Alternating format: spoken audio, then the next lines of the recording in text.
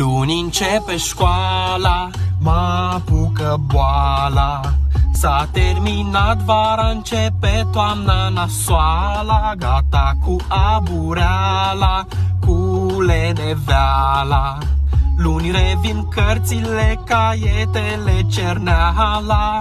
Și-mi vine să mă arunc de pe geam, ram, pa, pa, pam, pam, ca încă o vară s-a terminat. De luni iar mă trezesc dimineața, îmi urăsc viața, trebuie să pun iar ceasul la sunat.